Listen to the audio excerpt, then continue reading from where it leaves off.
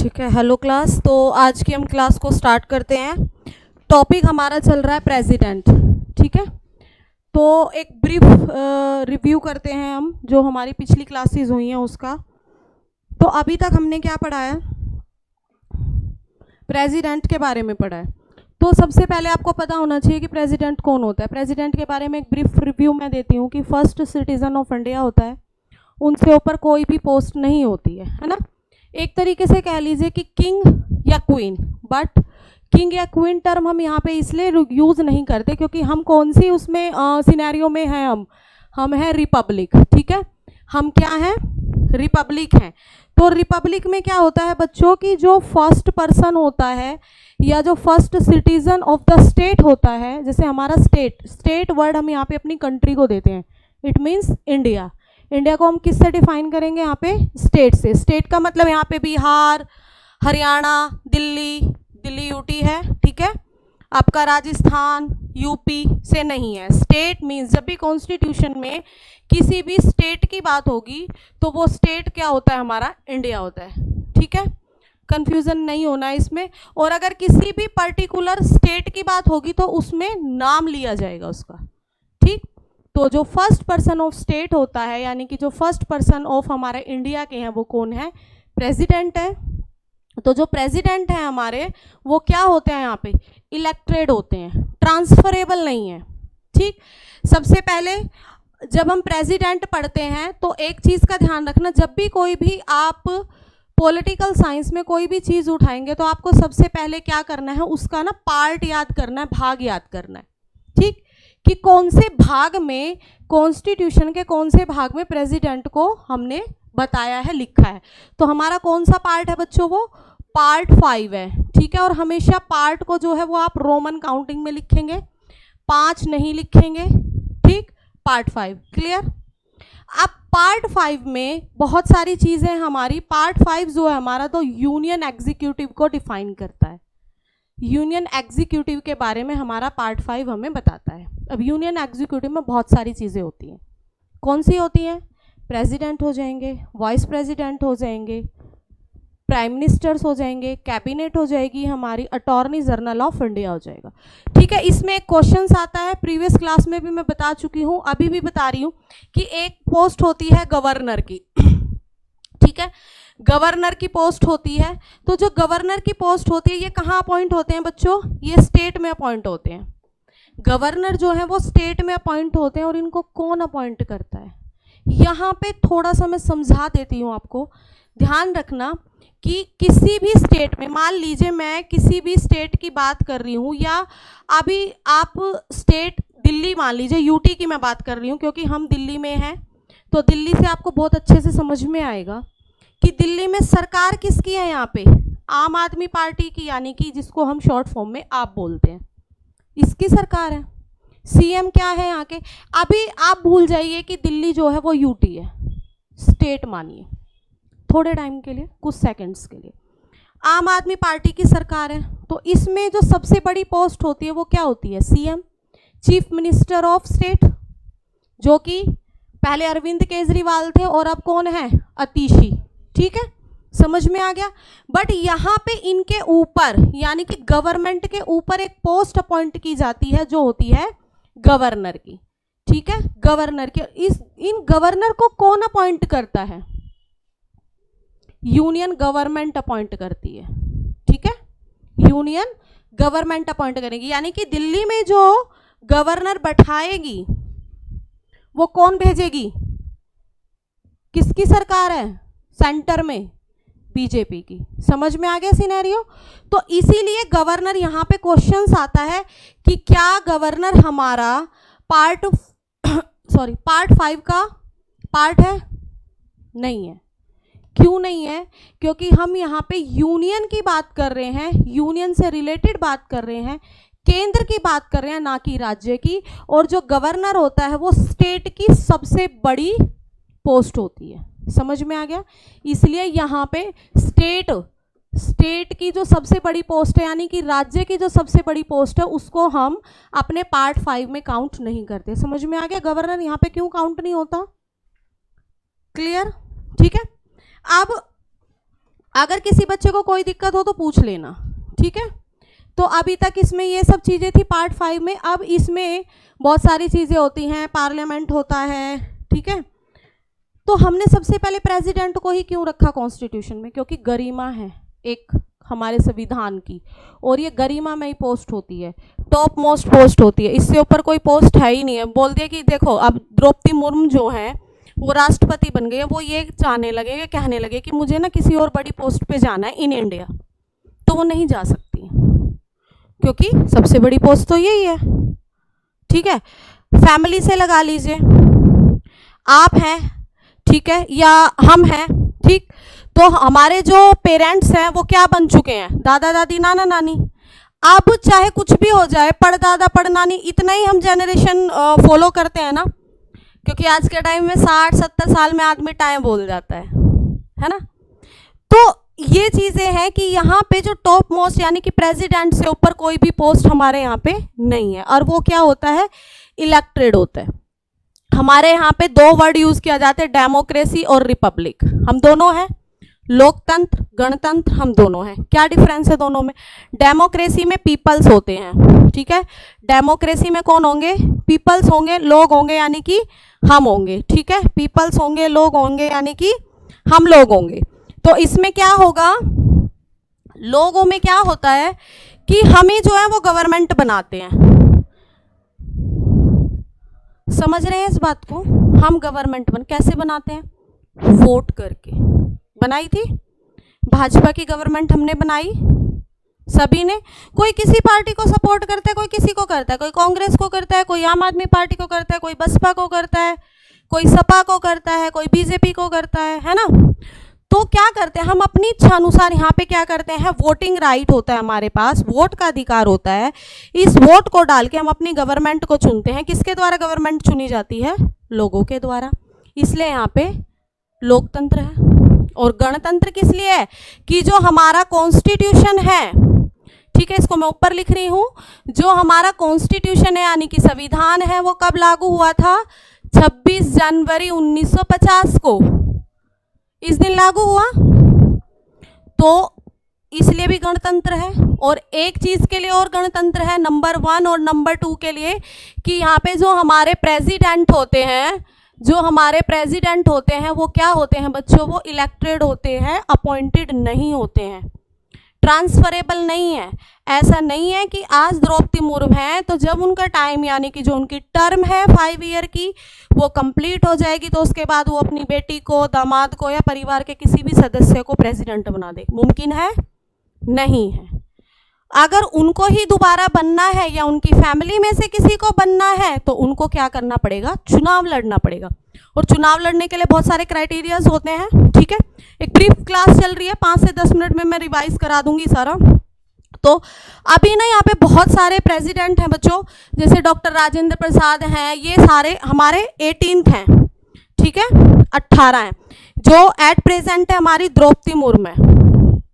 But अगर पूरे time period की, पूरे टर्म की बात की जाए, जो कि हमारे यहाँ पे हर किसी का, चाहे कौन हो, प्रेसिडेंट हो, वाइस प्रेसिडेंट हो, लोकसभा के सदस्य हो, ठीक है, सीएम हो, एमएलएज हो, ठीक है, उन सब का जो टर्म होता है वो 5 ईयर के लिए होता है। एक्सेप्शनल सिर्फ राज्यसभा का जो टर्म होगा वो किसके लिए होगा?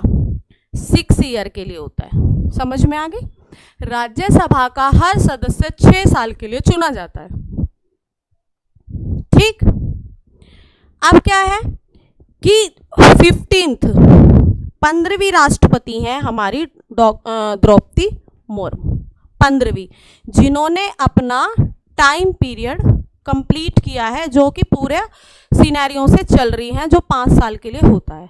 3 इसमें एक्टिंग प्रेसिडेंट रहे हैं बच्चों, यानी कि कार्यवाहक, यानी कि क्या हो गया? तो ऑन द स्पॉट किसी की डेथ हो गई, ठीक है, ऑन द स्पॉट डेथ हो जाती है, या कोई प्रेसिडेंट क्या करता है, वाइस प्रेसिडेंट को अपना रेजिग्नेशन सौंप देता है ना, या फिर क्या होता है कि इलेक्शन जो है वो क्या हो जाता है, नल एंड वॉइड हो जाता है। ये कंडीशंस होती हैं। समझ में आई? नेक्स्ट स्लाइड हमारी, ये सब हमने इनके बारे में पढ़ा था, डॉक्टर राजेंद्र प्रसाद के बारे में, इनके बारे में सबके, ठीक है, ठीक। है। देखो अभी मैंने यही बताया। और जो प्रेसिडेंट से रिलेटेड हमारे जो आर्टिकल्स होते हैं वो कौन कौन से आर्टिकल्स होते हैं? 52 से 62, 52 से लेके 62 तक एक पर्टिकुलर हमारी प्रेसिडेंट के बारे में बातें की गई हैं यहाँ पे। और वैसे क्या होता है, वैसे तो बहुत सारे आर्टिकल है। 117 का क्लोज फर्स्ट मनी बिल है ना, आगे पढ़ेंगे अभी मनी बिल, तो वो भी प्रेसिडेंट से रिलेटेड है। जब तक प्रेसिडेंट अपने असेंट नहीं कर देंगे वहां पे, तब तक क्या होगा, वो पेश ही नहीं होगा।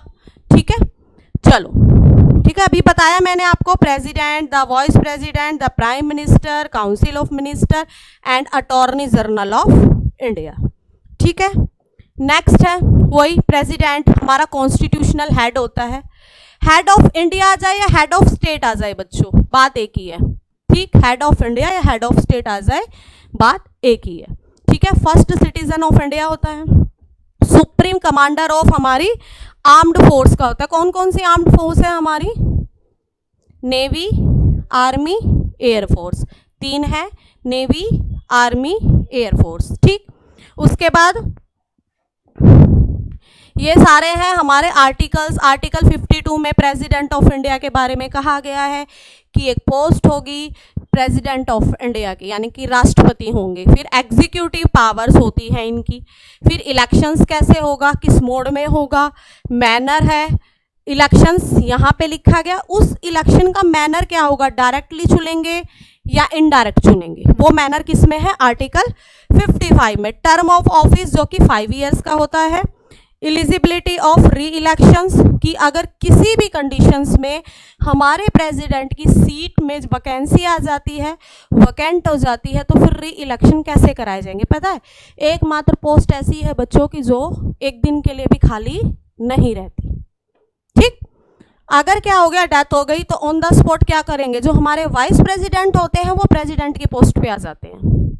बट कितने टाइम के लिए, ज़्यादा से ज़्यादा 6 महीने के लिए इलेक्शंस आपको कराने पड़ेंगे।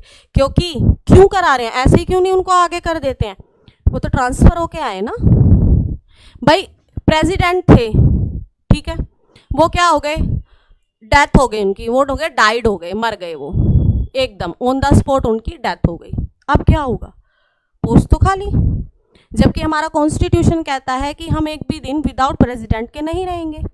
अब क्या होगा कि जो वाइस प्रेसिडेंट है, जो second higher post of India होती है, वो ऑटोमेटिकली ही इस सीट पे आ जाएंगे। बट क्या यहाँ पे इलेक्शन हुए, ट्रांसफर हो गया उनका, बस है ना, हस्तांतरित हो गई। जो पावर प्रेसिडेंट के पास थी वो पावर आप क्या हो गई, वाइस प्रेसिडेंट के पास चली गई, ट्रांसफर हो गई। तो अब हमें क्या करना पड़ेगा, इलेक्शन कराने पड़ेंगे। समझ गए? आगे देखिए, क्वालिफिकेशन ऑफ इलेक्शंस क्या होनी चाहिए कि लोकसभा का मेंबर होने की एलिजिबिलिटी होनी चाहिए। यहाँ पे बहुत सारे क्वेश्चंस बनते हैं। मिनिमम 35 एज के होने चाहिए, सिटीजन ऑफ इंडिया होना चाहिए, कोई भी उन पे पनिशेबल ऑफेंस उन्होंने ना किया हो, कोई भी उनको जेल या कोई भी मुकदमा उनके ऊपर ना हो, यानी कि साफ सुथरी छवि के होने चाहिए। और सबसे बड़ी बात, एलिजिबिलिटी होनी चाहिए उनके पास क्या, become a member of Lok Sabha. But वो लोकसभा के मेंबर नहीं होने चाहिए। समझ में आ गई? दोनों बातों में अंतर है। लोकसभा के मेंबर बनने की योग्यता होनी चाहिए, पर लोकसभा के मेंबर नहीं होने चाहिए। और किसी भी लाभ के पद पर ना हो, यानी कि किसी भी गवर्नमेंट जॉब में ना हो। एक्सेप्शनल, एक्सेप्शनल चलेगा भी, एक्सेप्शनल बताऊंगी आगे भी, इसी में ही आ जाएगा। Conditions of president office 5 years के लिए जाते हैं, क्या क्या कंडीशंस होती है। और ओथ एंड अफर्मेशन कौन दिलाता है प्रेसिडेंट को बच्चों, बताओ? सुप्रीम कोर्ट के चीफ जस्टिस, है ना। चीफ जो जस्टिस होते हैं वो उनको ओथ एंड अफर्मेशन दिलाते हैं। ठीक है, उसके बाद प्रोसीड फॉर इम्पीचमेंट। इम्पीचमेंट है ना, बड़ा मतलब कि टफेस्ट है और बहुत इजी है समझने में। ठीक, उसके बाद टाइम होल्डिंग इलेक्शन टू 5, वही मैंने बताया कि 6 मंथ के लिए मैक्सिमम हो सकता है, बस इससे ज़्यादा हम नहीं कर सकते हैं। ठीक, ये चीज़ आपको समझ में आ गई। उसके बाद ये आपकी क्वालिफिकेशंस हो गई, जो अभी हमने पढ़ी थी, मैंने आपको बता चुकी हूँ। अच्छा, उसमें मैंने बताया था क्वालिफिकेशंस में कुछ एक्सेप्शनल होते हैं, जो मैंने लास्ट टर्म यूज़ किया था कि वो किसी भी प्रॉफिट वाली पोस्ट पे नहीं होने चाहिए। मैंने ये बात बोली। प्रॉफिट वाली पोस्ट क्या होती है, यानी कि किसी कोई भी गवर्नमेंट एम्प्लॉय नहीं होना चाहिए, है ना, या लोकसभा का मेंबर नहीं होना चाहिए, पर एलिजिबिलिटी होनी चाहिए। अब उसमें एक्सेप्शनल होते हैं कुछ कि ऑलरेडी वो सिटिंग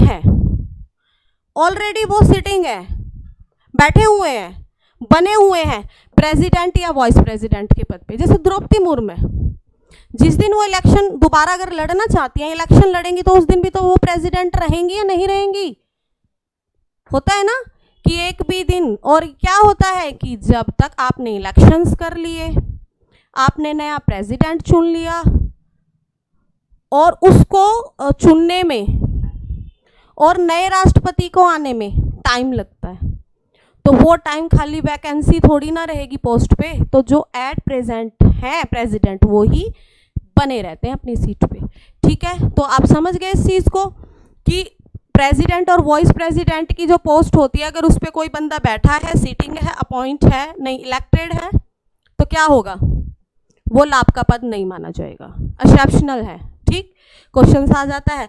अगर गवर्नर है किसी भी स्टेट का, जैसे कि रामनाथ कोविंद बिहार के गवर्नर थे, उस पोस्ट से वो प्रेसिडेंट बने, है ना, थे ना।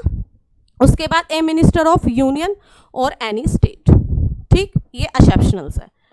अगर आईएएस की पोस्ट पे हुआ बंदा तो रिजाइन करना पड़ेगा, आईपीएस की पोस्ट पे हुआ तो रिजाइन करना पड़ेगा, यानी कि किसी भी पोस्ट पे हो गवर्नमेंट जॉब की, वो रिजाइन करके तभी वो कर सकता है। चलो, अब क्या होगा, कैसे होता है, इलेक्शन कैसे करते हैं, ये ब्रीफ दे रही हूँ मैं बेटा, इसकी क्लास डिटेल में अगर किसी बच्चे को दिक्कत है तो सैटरडे स्पेशल क्लास अब की बार मैं कंडक्ट कर दूंगी, तो उसमें जो भी हमारी पीछे डिटेल में हमने पढ़ा है उसको हम दोबारा से पढ़ेंगे।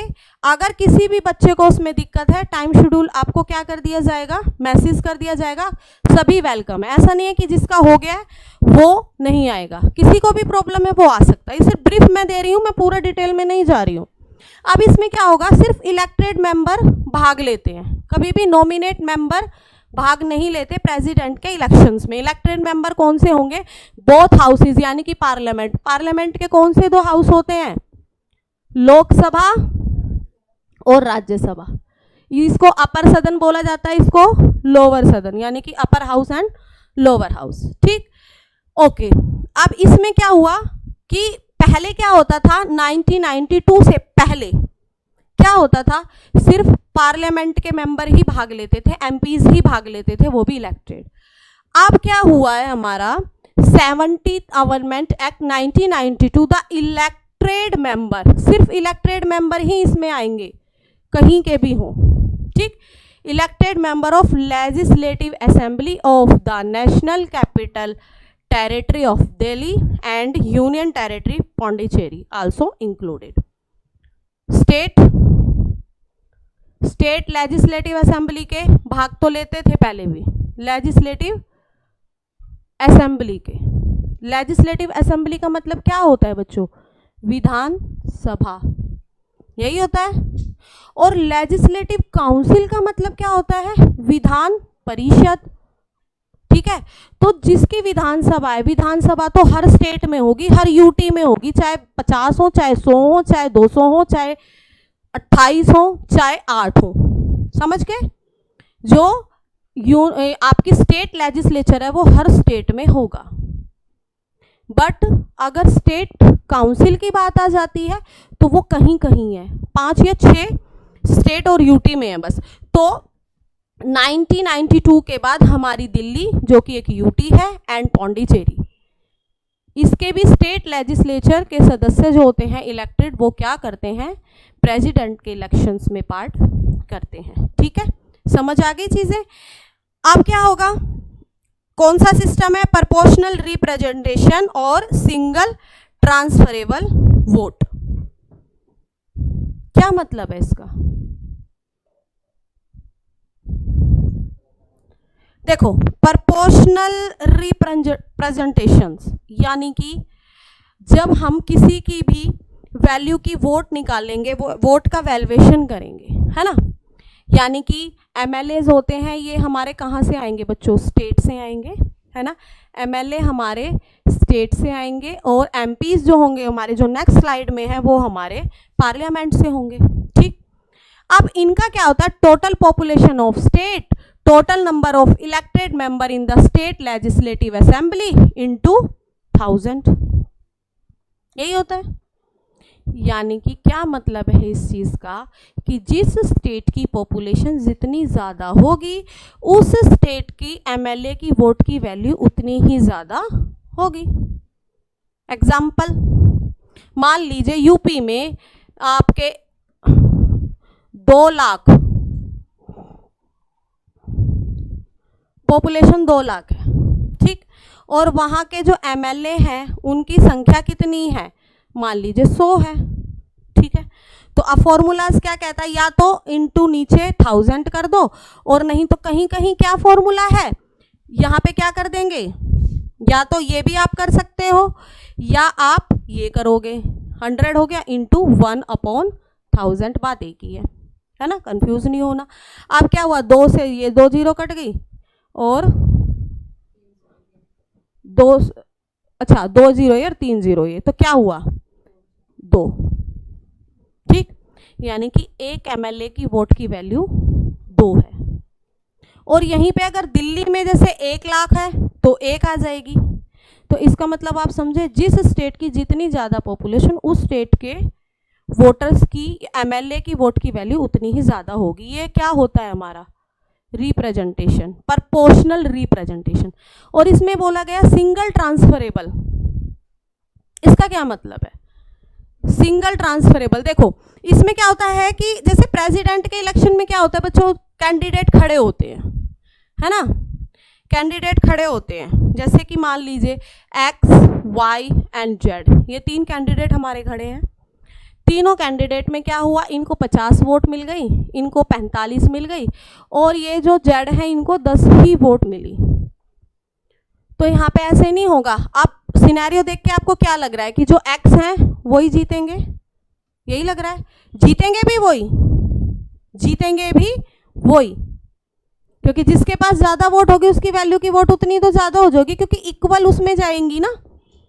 अब क्या होगा कि इनको हटा दिया जाएगा और इनकी जो 10 वोट हैं वो इनमें इक्वल इक्वल बांट देंगे हम लोग, ठीक, समझ में आई। पॉइंट्स में आती हैं ये आंकड़े, पॉइंट्स में आते हैं हमेशा, ठीक। तो इसमें क्या होगा, 5-5 तो इनकी 55 हो गई और इनकी 50 हो गई। अब इन दोनों में कंपैरिजन कर लो कौन ज़्यादा है, X, तो उनको क्या कर लेते हैं हम, प्रेसिडेंट चुन लेते हैं, जो कि अभी हमने पिछली स्लाइड में पढ़ा था, ट्रांसफरेबल वोट। समझ गए, वोट का ट्रांसफर कैसे होता है, ठीक। यानी कि जो जिसकी सबसे कम वोट होगी उनकी वोट को जो अगले कैंडिडेट होंगे, फर्दर होंगे, उसके अलावा होंगे, उनमें इक्वल पार्ट में डिवाइड कर दिया जाता है, ठीक।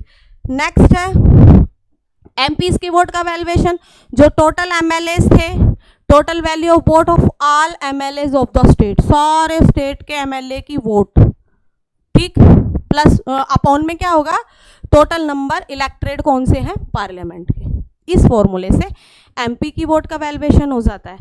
अच्छा, सिर्फ इकलौता यही पोस्ट है हमारे यहाँ पे जिसमें स्टेट और सेंटर दोनों पार्टिसिपेट करते हैं, एमएलएस एंड एमपी दोनों पार्टिसिपेट करते हैं। नहीं तो देखो आप वाइस प्रेसिडेंट का जब इलेक्शंस देखेंगे तो उसमें केवल सेंटर पार्लियामेंट ही पार्टिसिपेट करेगा, स्टेट लेजिस्लेचर उसमें होता ही नहीं है। तो प्रेसिडेंट में क्यों, इन दोनों पोस्ट में फर्क रखने के लिए ऐसा किया गया है।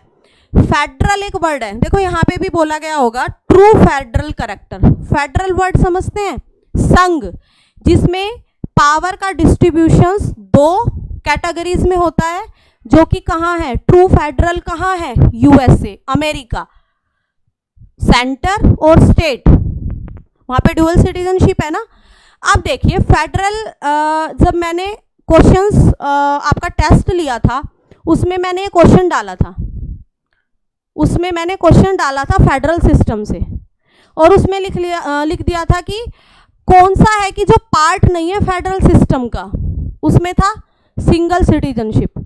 बट दिमाग में तो ये क्लिक करता है ना कि हमारे इंडिया में तो सबसे पहले हम क्या करेंगे, सिंगल सिटीजनशिप है जो कि हमने यूके से ली है, ठीक। बट फेडरल अगर हमारे यहाँ पे पूरी तरीके से फेडरल होता तो क्या होता, डुअल सिटीजनशिप होती हमारे पास, यानी कि मैं यूपी की भी हूँ और मैं इंडिया की भी हूँ, ठीक है। मैं यूपी की भी हूँ और मैं इंडिया की भी, यानी कि सेंट्रल सिटीजनशिप और स्टेट सिटीजनशिप। बट हमारे यहाँ पे है नहीं। बट हमारे जो प्रेसिडेंट हैं, हमारे जो प्रेसिडेंट का इलेक्शंस है वो ट्रू फेडरल करैक्टर है। क्या है? क्योंकि इसमें इक्वल समानता है। जब तक आप एमएलए की वोट का वैल्यूएशन नहीं करोगे, जब तक आप स्टेट लेजिस्लेचर और यूटी जो दो हैं, दिल्ली एंड पौंडीचेरी, उनकी वोट का वैल्यूएशन नहीं करोगे, तब तक आप एमपीज की वोट का भी वैल्यूएशन नहीं कर सकते हो। तो दोनों इक्वल हैं, बराबर हैं, ठीक है, ठीक है। तो आप समझ गए कि दोनों को इक्वल यहाँ पे पार्टिसिपेशन मिला है। स्टेट लेजिस्लेचर के बिना हम प्रेसिडेंट का इलेक्शन कर ही नहीं सकते हैं, ठीक।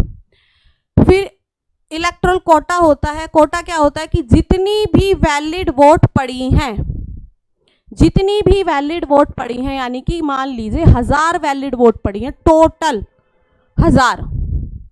यहाँ पे एक चीज और होती है, सुनिए, 1000 पड़ी है, इसमें क्या कर देंगे, अपॉन 2 + 1 कर दिया मैंने, ठीक। यानी कि क्या आ गया आंसर, 501 आ गया, ठीक।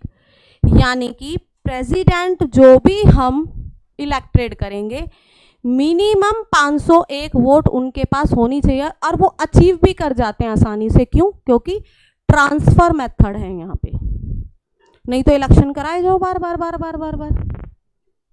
समझ गए मैं आगे बात? कोटा होता है। चलो ये सब हो गया। अब आगे सारी यही चीजें लिखी गई हैं कि इनडायरेक्ट होगा। अच्छा, डायरेक्ट और इनडायरेक्ट में क्या अंतर है? किसका हम डायरेक्ट करते हैं?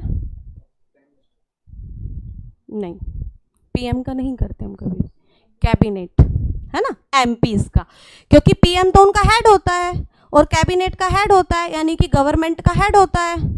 एक क्वेश्चन और आता है यहाँ पे भी, मैंने बोला head of government, president, vice president, PM या attorney general of India. Answer क्या होगा? PM, prime minister, head of government, सरकार का मुखिया, जो कि हमारे यहाँ पे सबसे पावरफुल पोस्ट है। नरेंद्र मोदी जी, कौन नहीं जानता उनको, ठीक। और अगर आ जाए हेड ऑफ द स्टेट, यहाँ पे भी आएंगे president, vice president, PM, attorney general of India या गवर्नर, प्रेसिडेंट। समझ गए ना?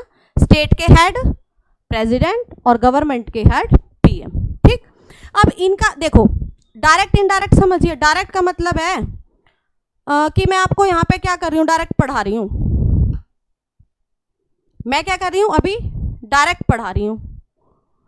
और मैंने क्या किया, आपको आपके घर भेज दिया, सब अपने घर जाओ और कल से कोई क्लास नहीं होगी, ऐसा नहीं है, ठीक है। और मैं क्या करती हूँ, आपके यहाँ पे वाया पोस्ट मटेरियल भेज देती हूँ, ठीक। एग्जाम्पल दे रही हूँ मैं, हमारे से जुड़ा हुआ, जो आपको याद भी रहेगा। और मेरा आपका कोई लेना देना नहीं है, बट वो मटेरियल मेरे द्वारा ही लिखा गया है, तो मैं पढ़ा मैं ही रही हूँ आपको, बट मैं डायरेक्ट थोड़ी नहीं पढ़ा रही हूँ, मैं इनडायरेक्टली आपको पढ़ा रही हूँ। समझ में? तो सेम कंडीशंस यहाँ पे भी यही होती है कि डायरेक्ट, यानी कि हम एमपीज जो चुन के भेजते हैं, जो अभी हमने इस साल लोकसभा का चुनाव कराया था, वो हमने डायरेक्ट कराया था। अपने यहाँ से एमपीज भेजे थे चुन चुन के, किसी ने भाजपा वाले को जिताया, किसी ने कांग्रेस वाले को जिताया, किसी ने आम आदमी पार्टी वाले को जिताया, है ना।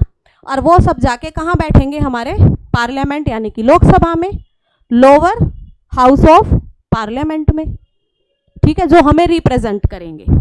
हमने यहाँ से भेजे चुन के, दिल्ली से भेजे, तो वो दिल्ली को रिप्रेजेंट कर रहे हैं, यानी कि हमें रिप्रेजेंट कर रहे हैं। अब जो प्रेसिडेंट के इलेक्शन में भाग लेंगे वो एमपीज लेंगे, हम नहीं लेंगे, तो इनडायरेक्ट इलेक्शन है, डायरेक्ट नहीं है, ठीक। तो ये सब चीजें। अब पॉपुलेशंस बेटा, ये बहुत ज्यादा इंपॉर्टेंट है। मैं जब भी स्लाइड खोलती हूँ प्रेसिडेंट की, जब भी मैं स्लाइड खोलती हूँ प्रेसिडेंट की, तब मैं इस वाले पॉइंट को हमेशा बताती हूँ, क्योंकि यहाँ से क्वेश्चंस बहुत ज्यादा आता है। पॉपुलेशन का मतलब सबको पता है कि जनसंख्या होता है ना, सेकंड क्लास का बच्चा फर्स्ट क्लास का बच्चा बता देगा। बट हमारे यहाँ पे जो पॉपुलेशन काउंट होती है प्रेसिडेंट के इलेक्शंस में, वो कौन सी पॉपुलेशन काउंट होती है?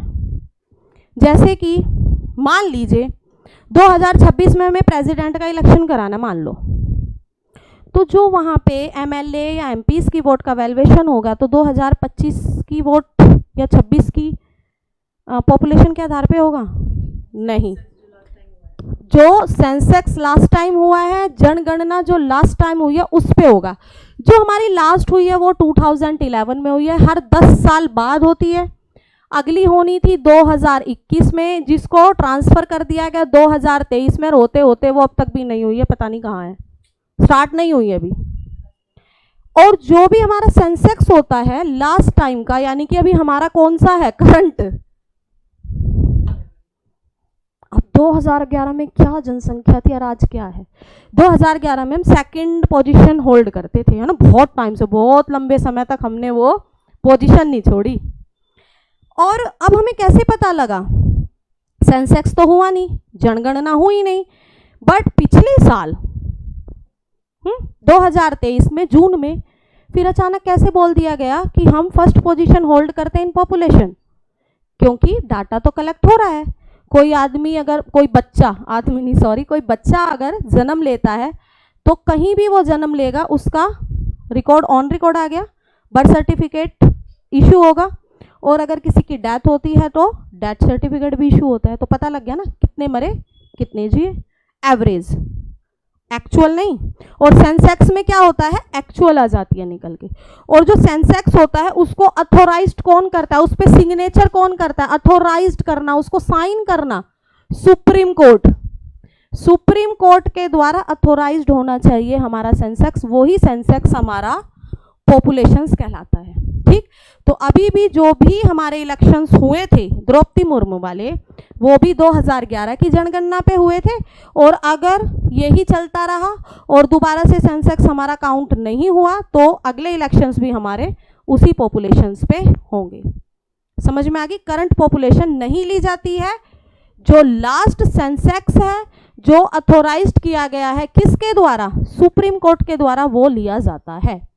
ठीक, चलो बाकी ये सीनियर मोस्ट जज ओथ कौन दिलाता है? सुप्रीम कोर्ट के जज। अगर वो अवेलेबल नहीं है तो सीनियर मोस्ट जज ऑफ सुप्रीम कोर्ट। भाई मान लो शादी में गए, है ना, शादी में जाते हैं तो क्या करते हैं वहाँ पे, मान लीजिए हमारा कोई मैं भात भरने गई कहीं, ठीक है, मैं गई भात भरने। भात भरने का मतलब समझते होंगे, जब किसी की बहन के यहाँ पे शादी होती है तो भाई जाते हैं। अब क्या हुआ, मान लीजिए उस टाइम पे जो भाई है या उनकी भाई है जो, मान लीजिए वो क्या है कि आउट ऑफ कंट्री है और वो आ नहीं सकते, वो पॉसिबल है ही नहीं, और एकदम से शादी फिक्स हो गई, उसको तो टाल नहीं सकते, है ना, कभी कभी सिचुएशंस हो जाती हैं ऐसी। अब क्या होगा कि जो टॉप मोस्ट अथॉरिटी है, जिसको नेग वेग देना है या जिसको सब कुछ करना है, वो है ही नहीं। तो अब वो है नहीं तो इसका मतलब क्या भात नहीं भरा जाएगा? भरा जाएगा, रिचुअल्स होंगे। तो यहाँ पे भी प्रेसिडेंट हमने चुन लिया है पर chief justice of India available है ही नहीं, तो क्या होगा? यानी कि भाई नहीं है तो भाभी, सीनियर मोस्ट वही होगी। और अगर भाभी भी नहीं है तो उनके घर में से कोई और, तो ऐसे जो सीनियर होंगे जिसको उनके बाद की अथॉरिटी प्रोवाइड कराई जाती है। ठीक, ओथ वही दिलाते हैं। ठीक है, अब ये हो गया कि रेजिग्नेशन जो देंगे, रिजाइन देंगे, वो किसको देंगे? वाइस प्रेसिडेंट को देंगे। ठीक है, इम्पीचमेंट, इम्पीचमेंट किस किस को पता है? मैंने बताया था। ठीक है, इम्पीचमेंट मैं ब्रीफ में बोल रही हूँ, मैं फिगर नहीं बनाऊंगी। इम्पीचमेंट हमने लिया है यूएसए से, इलेक्शंस हमने लिए हैं आयरलैंड से, पोस्ट उठाई है हमने यूके से। ठीक, प्रेसिडेंट की पोस्ट हमने ब्रिटेन से ली है, पर ब्रिटेन में तो क्राउन रूल है भाई, तो इसलिए हमने चुनाव किसके तर्ज पे कराया? आयरलैंड की। पर आयरलैंड में इम्पीचमेंट होता ही नहीं है, तो इम्पीचमेंट हमने कहाँ से ले लिया? आज तक कोई भी इम्पीचमेंट इंडिया में नहीं हुआ है। जब भी कभी हमें प्रेसिडेंट का इम्पीचमेंट करना है, उनको हटाना है, पहली बात तो सबसे गरिमा में ही पोस्ट होती है, तो इसलिए उनके इम्पीचमेंट को बहुत टफेस्ट बनाया गया है।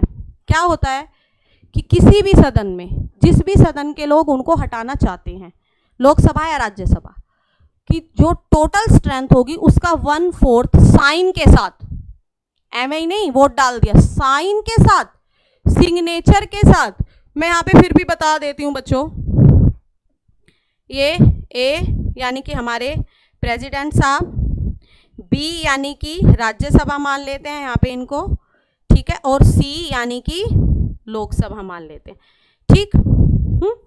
इस हाउस में, राज्यसभा में इम्पीचमेंट लेके आई हैं ये लोग। अब ये क्या करेंगे, 14 दिन पहले, मान लीजिए इनको 14 दिसंबर को इम्पीचमेंट लाना है, तो इनको 30 नवंबर को प्रेसिडेंट को नोटिस देना होगा, बताना होगा कि हम आपको खिलाफ इम्पीचमेंट ला रहे हैं, आपने ये किया है, ठीक। कितने दिन, 14 दिन। और किसके साथ होना चाहिए, टोटल स्ट्रेंथ का 1/4 साइन के साथ, सिग्नेचर के साथ, साइन होना मस्ट है। हो गया, इन्होंने दे दिया, इनके पास पहुंचा, खोला, पढ़ा, अरे ऐसे कैसे हो सकता है। तो अब इनको क्या होता है, या तो ये खुद आएंगे या अपने बिहाफ पे किसी को अपॉइंट करेंगे और ये फिर से राज्यसभा में आएंगे जिस दिन महाभियोग लाया जाएगा, यानी कि 14 दिसंबर आ गए, ठीक। इन्होंने अपनी सफाई दे दी कि आपने जो जो कॉजेज बताए हैं वो तो वैलिड ही नहीं है मेरे हिसाब से। अब इन्होंने तो अपनी सफाई दे दी, बट ये जो राज्यसभा है, जो यहाँ के जो 1/4 मेंबर हैं या राज्यसभा के जो मेंबर हैं, वो माने ही नहीं उस बात को। अब क्या होगा, 2/3 टोटल स्ट्रेंथ का, 2/3 टोटल स्ट्रेंथ राज्यसभा की इस समय कितनी है, 2, 4, 5, 245, 245 का 2/3, ठीक। मेजोरिटी के साथ पास होना चाहिए, इन्होंने 2/3 मेजोरिटी के साथ पास करके लोकसभा में भेज दिया। प्रेसिडेंट अब कुछ भी नहीं कर सकते, जिस सदन में महाभियोग लाया जाएगा उसी सदन में वो एक बार अपना पक्ष रख सकते हैं, इसके बाद वो कुछ नहीं कर सकते। अब क्या होगा, पहला सदन ये हो गया यहाँ पे, दूसरा सदन जो होता है वो एक जांच कमेटी बनाता है, यानी कि वो जांच कमेटी की तरह काम करता है। अब क्या करेगा, जांच कमेटी बनाएगा और बोलेगा कि देखो जो राज्यसभा ने जो एलिगेशन लगाए हैं प्रेसिडेंट पे, क्या वो सही है। तो अगर जांच कमेटी ने भी कह दिया कि हाँ वो सही है, तो फिर से यही procedure, 2/3 total strength of Lok Sabha 545 है, इसका 2/3 के साथ अगर पास कर देते हैं और प्रेसिडेंट को भेज देते हैं, तो क्या हो जाएगा, यहाँ पे इम्पीचमेंट कंप्लीट हो जाता है, फिर प्रेसिडेंट को अपनी पोस्ट से रिजाइन देना पड़ेगा, ठीक। ये बहुत ज़्यादा टफेस्ट होता है, अचीव करना ही बहुत मुश्किल है इसको, ठीक। चलो ये सब चीज़ें हमने पढ़ ली। आगे इम्पीचमेंट्स, ये सारा भी मैंने बताया आपको, ठीक है। एक्सपायर हो जाती है वैकेंसी, तो ओनली 6 मंथ के लिए हम क्या कर सकते हैं, वाइस प्रेसिडेंट को उनकी पोस्ट पे बैठा सकते हैं, और हमें री इलेक्शन 6 मंथ के अंदर अंदर कराने पड़ेंगे। सैलरी पहले 1.5 लाख थी, अब 5 लाख है 2018 तक। 18 से पहले 1.5 लाख हुआ करती थी, अब 5 लाख है, ठीक। टैक्सेशन फ्री होती है, कोई भी टैक्स नहीं लगता, एलिजिबल है ना टैक्स के लिए हमारे प्रेसिडेंट। हाँ,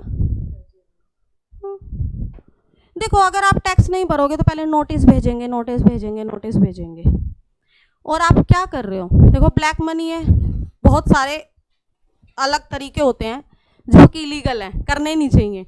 आपने अपनी मनी जो है वो छुपा रखी है गवर्नमेंट को, जो आपकी कमाई है, जो ओरिजिनल कमाई है वो बता ही नहीं रखी। जो कहते हैं ना ऑनलाइन पेमेंट जिसके पास बहुत ज़्यादा होती है, वो कहते हैं ना भाई कैश में दे दे। तो कैश में देने का मतलब पता है क्या है, कि आप चोरी कर रहे हो वहाँ पे, जहाँ पे भी कैश की डीलिंग ज़्यादा है, बड़ी डीलिंग्स में। आपने ज़मीन खरीदी, भाई 1 करोड़ मैं दूंगा मैं, बट 60 लाख ही लूँगा ऑनलाइन, 40 लाख कैश चाहिए। तो जो 40 लाख है ना, वो तो गवर्नमेंट को पता ही नहीं है। गवर्नमेंट के हिसाब में वो ज़मीन की कीमत 60 लाख, तो जो टैक्स लगेगा वो 60 लाख पे लगेगा। 40 लाख का टैक्स कहाँ गया, हम खा गए, डकार गए, और डकार भी नहीं लेते हम तो, ठीक। तो वो चीज़ें होती हैं, समझ गए। तो राष्ट्रपति की सैलरी 5 लाख है, यानी कि 60 लाख एनुअली, तो एलिजिबल होने चाहिए, बट टॉप मोस्ट पोस्ट है, राजा हैं, तो वो टैक्सेशन फ्री होती है उनकी सैलरी, ठीक है। और अगर कोई भी इमरजेंसी आ जाए, कुछ भी आ जाए, कोरोना आ जाए, कुछ भी आ जाए, आप उनकी सैलरी को ना रिड्यूस कर सकते हैं ना रोक सकते हैं, ठीक, वो आपको देनी ही देनी पड़ेगी। पावर, एग्जीक्यूटिव पावर, यहाँ ब्रीफ में बताऊंगी मैं। एग्जीक्यूटिव यानी कि कोई भी बिल, एक्ट बनेगा, कब बनेगा? जब प्रेसिडेंट उस पर अपने साइन कर देंगे, हस्ताक्षर कर देंगे, तभी जो बिल है वो क्या बनेगा? हमारा एक्ट बनेगा, नहीं तो वो बिल ही रहेगा। यही होता है, बहुत सारी कंडीशंस हैं उसमें, ठीक। और जब वो एक्ट बनेगा तभी तो एग्जीक्यूटिव एक्शंस होगा उसका। बिल तो दुनिया भर के आते हैं, तो क्या वो सारे क्या किए जाते हैं? इम्प्लीमेंट किए जाते हैं? नहीं। अमेंडमेंट संशोधन जब पूरा हो जाता है तो वो एक्ट बन जाता है और वो एक्ट फिर इम्प्लीमेंट किया जाता है। तो एग्जीक्यूटिव एक्शन जो भी होगा एडवाइजरी का या एग्जीक्यूटिव असेंबली का, एग्जीक्यूटिव एक्शंस कब होता है? जब क्या कर दे प्रेसिडेंट, उसको असेंट कर दे, उस पर साइन कर दे, ठीक है। यही है। इसके बाद वो बहुत सारे लोगों को अपॉइंट करते हैं, प्राइम मिनिस्टर को अपॉइंट कर देंगे, जजेस को अपॉइंट करते हैं, हाई कोर्ट, सुप्रीम कोर्ट के, कंट्रोलर और ऑडिटर जनरल ऑफ इंडिया को, लेफ्टिनेंट गवर्नर को, बताया था ना मैंने, गवर्नर और लेफ्टिनेंट गवर्नर होंगे किसकी सिफारिश पे? पीएम की सिफारिश पे, कैबिनेट की सिफारिश पे, पर करेगा कौन? प्रेसिडेंट, ठीक है। चीफ इलेक्शंस कमीशन, ठीक है, उसके member, attorney general of India, finance commission के मेंबर और पब्लिक सर्विस कमीशन के मेंबर। लेजिस्लेटिव पावर क्या होती है? कि किसी भी सदन का को सम्मन दे के बुलाना, यानी कि सेशंस की स्टार्टिंग और एंडिंग कौन करता है? प्रेसिडेंट। सेशन की स्टार्टिंग और एंडिंग कौन करता है? प्रेसिडेंट। सेशन की स्टार्टिंग का मतलब क्या है? कि जब कोई नई भी कैबिनेट, गर्मी लग रही है मुझे इसलिए, नई कैबिनेट जो है वो क्या हुई है, अब जैसे हमारे यहाँ पे इस समय 17वीं चल रही है, यानी कि पहली भी नहीं की थी पर भंग करनी पड़ी लोकसभा, उसके बाद 17वीं आई। तो जब न्यू सेशन स्टार्ट होता है किसी भी लोकसभा का सेशन स्टार्ट होता है तो क्या होता है? उसको सम्मन कौन करता है? पर प्रेजाइडिंग नहीं करते कभी भी, ये ध्यान रखना। सिर्फ बुला सकते हैं, प्रेजाइडिंग नहीं कर सकते, संबोधित नहीं करते हैं। कौन करता है? लोकसभा का स्पीकर। वो नहीं है तो डिप्टी स्पीकर। और अगर जॉइंट सीटिंग है वो दोनों भी नहीं है तो राज्यसभा का डिप्टी चेयरमैन। चेयरमैन नहीं करेगा क्योंकि चेयरमैन कौन होते हैं? वाइस प्रेसिडेंट होते हैं। समझ में आई? ठीक है, तो ये सब चीजें हैं। तो एवरी बिल, ये देखो ये जो भी मैंने बताया, every bill to become an act must receive president assent. Assent means yes में असेंट हुआ है, साइन। असेंट का मतलब ही होता है यस, साइन करना, ठीक। तो ये सब हो गया। फर्स्ट सेशन करेगा या कोई भी सेशंस है, जैसे कि मान ले हमने बजट सेशंस को लाया, उसमें हम अपना यूनियन बजट पेश किया, सेशंस कंप्लीट हो गया। अब कंप्लीट जब हो जाता है तो प्रेसिडेंट फिर उसको क्या करते हैं? एड्रेस करते हैं। फिर बोलेंगे कि भाई हमने बहुत अच्छे से काम किया, या अगर कोई कमी रह जाती है तो बोलेंगे कि हमें इस चीज़ पे और वर्क करना चाहिए, हमें सदन में हंगामा कम, काम ज़्यादा करना चाहिए, इस तरीके से, ठीक है। तो ये इनकी लेजिस्लेटिव पावर्स होती है, ठीक। उसके बाद कोई भी है, सर्टेन बिल्स होते हैं जो उनके साइन के बिना या उनकी परमिशन के बिना इंट्रोड्यूस ही नहीं हो सकते, ठीक है। पहले उनकी क्या करनी पड़ेगी? उनका अप्रूवल हमें लेना पड़ेगा, तभी हम करेंगे। कौन कौन से होते हैं बच्चों? मनी बिल, मैंने बताया था ना, मनी बिल। आर्टिकल 117 का फर्स्ट मनी बिल, धन विधेयक। जब तक प्रेसिडेंट इस पे अपनी मंजूरी नहीं दे देंगे तब तक क्या होगा? वो पार्लियामेंट में आएगा ही नहीं। बहुत सारे ऐसे बिल्स होते हैं कि जो सीधा आते हैं, जैसे कि हमने क्या किया, एजुकेशन पे हम कोई बिल लेके आए, ठीक, तो वो हम बिना परमिशन के लेके आ सकते हैं प्रेसिडेंट की। चाहे उसको राज्यसभा में पेश कर दो, चाहे उसको लोकसभा में कर दो, और लास्ट में फिर वो साइन के लिए जाएगा। बट मनी बिल ऐसा है कि उल्टा प्रोसीजर होता है मनी बिल में, पहले परमिशन लो, अप्रूवल्स लो, जब वो अप्रूव कर देंगे तब पार्लियामेंट में वो पेश होगा। और मनी बिल एक इकलौता ऐसा बिल है जो केवल लोकसभा में पेश होता है, राज्यसभा में नहीं होता। नहीं तो हम बोलते हैं एनी हाउस ऑफ पार्लियामेंट, का मतलब होता है कि संसद के किसी भी सदन में। बट मनी बिल जो है वो केवल और केवल लोकसभा में ही पेश किया जाता है। ठीक, अच्छा भाई, क्योंकि धन विधेयक बजट जो होता है वो हमारा किस में होता है, लोकसभा में पेश होता है। बजट जो बनता है वो लोकसभा में बनता है। कैबिनेट के जितने मिनिस्टर्स होते हैं वो ज़्यादातर लोकसभा में बैठते हैं। ठीक, हमारी कमेटीज जो होती हैं वो ज़्यादातर लोकसभा में बनी होती हैं। ठीक, आगे देखिए, कंसोलिडेटेड फंड ऑफ इंडिया। जो कंसोलिडेटेड फंड होता है ये आकस्मिक है। देखो, हम कोई भी फंड, अगर कोई भी, इसको भूल जाइए, अभी कंसोलिडेटेड को भूल जाइए, कंटीजेंसी फंड भी होता है एक। अगर हम किसी भी फंड से पैसा रिलीज करेंगे, कंटीजेंसी फंड एक ऐसा फंड होता है जिससे हर स्टेट को पैसा रिलीज किया जाता है डेवलपमेंट के लिए।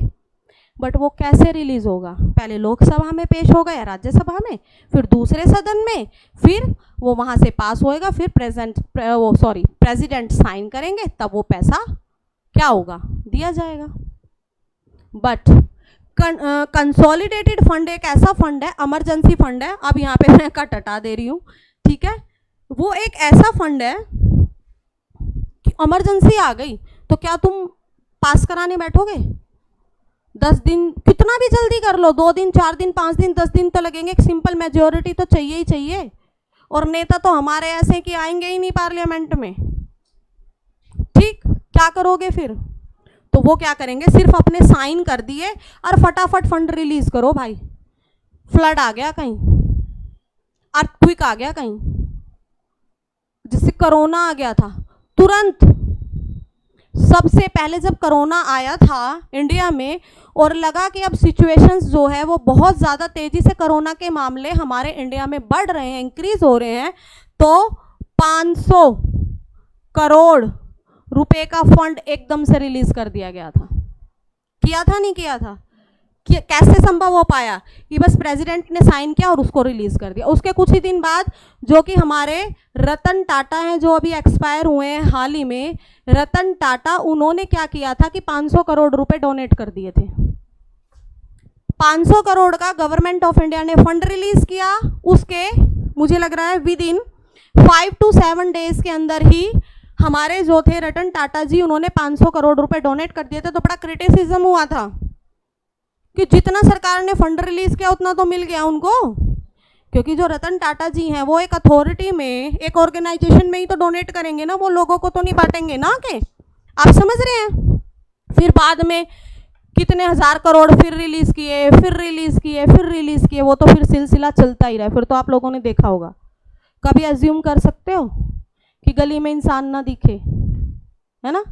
हमारे जो दादी थी, मेरी जो दादी थी, वो बताती थी कि 1920 में ऐसा हो गया था गुड़िया कि कुत्ते तक नहीं दिखते थे गलियों में, बिल्कुल प्लेग फैला था उस टाइम पे। हाँ, हैजा और प्लेग फैल गया था, ठीक है। तो हम कहते थे, मैं दादी ऐसा कभी संभव हो सकता है? तो बोलती थी होता है,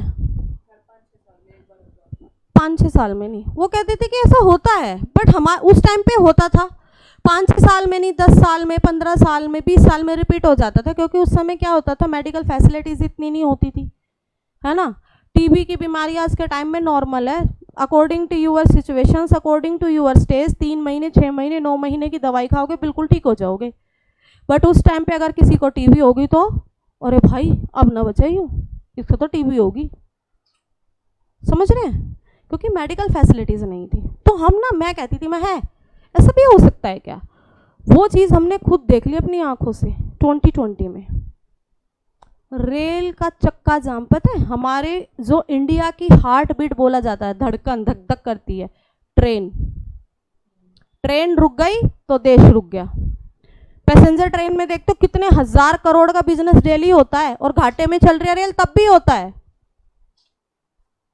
रेल को रोक दोगे ना तो बहुत घाटे में चले जाओगे, बट फिर भी अल्टरनेट रखा कि मालगाड़ी नहीं रोकी। मालगाड़ी रोक देते तो क्या हाल होता, लोग भूखमरी और आ जाती साथ में। क्योंकि कैसे, दिल्ली में लोगों के पास दूध थोड़ी ना है भाई, डेयरी खोल ली थोड़ी थोड़ी जगह पे, पर वो एक पर्टिकुलर एरिया की तो रिक्वायरमेंट कंप्लीट कर पाएंगे, पूरी दिल्ली की थोड़ी ना कर पाएंगे। तो दिल्ली में दूध कहाँ से आता है, हरियाणा से। चलो ये तो दूध हो गया, टम्पू में ट्रक में ले आए, तो चक्का तो जाम नहीं किया ना। बट क्या हुआ था, इनिशियल नीड की जो चीज़ें हैं ट्रांसपोर्टेशन के थ्रू वो ही आएंगी, और वो ही बंदे घर से बाहर निकलेंगे जो इनिशियल नीड में काम करते हैं, मेडिकल फील्ड में काम करते हैं, ठीक है, जो हमें डेली एसेंशियल वस्तुएं चाहिए उसमें काम करते हैं, ठीक। तो ये सब चीज़ें हैं। कहाँ पहुँच गए हम, कोरोना में, ठीक। तो अगर कोई इमरजेंसी आती है तो प्रेसिडेंट क्या करते हैं, अपने साइन करते हैं और उस फंड को वहाँ से रिलीज कर देते हैं, ठीक है। इनके पास 12 मेंबर जो हैं राज्यसभा में, वो नॉमिनेटेड करने की पावर होती है, जो 4 फील्ड से आते हैं, literature, art, science, social and social service, ठीक है। Literature, art, science, social service, इन 4 फील्ड में 12 लोगों को प्रेसिडेंट जो है वो हमारी राज्यसभा में नॉमिनेट करते हैं। पहले 2 एंग्लो इंडियन होते थे हमारी लोकसभा में, बट 2019 में अमेंडमेंट किया गया और 2020 से वो चीज़ ख़त्म कर दी। अब लोकसभा में एंग्लो इंडियंस नहीं होते, ठीक, जो अपॉइंटेड थे वो नहीं होते। नेक्स्ट स्लाइड क्या है बच्चों हमारी, ठीक है, ऑर्डिनेंस मेकिंग पावर। चलो इसको थोड़ा सा पढ़ते हैं दोबारा से। Article 1, 2, 3, the most powerful article of the president.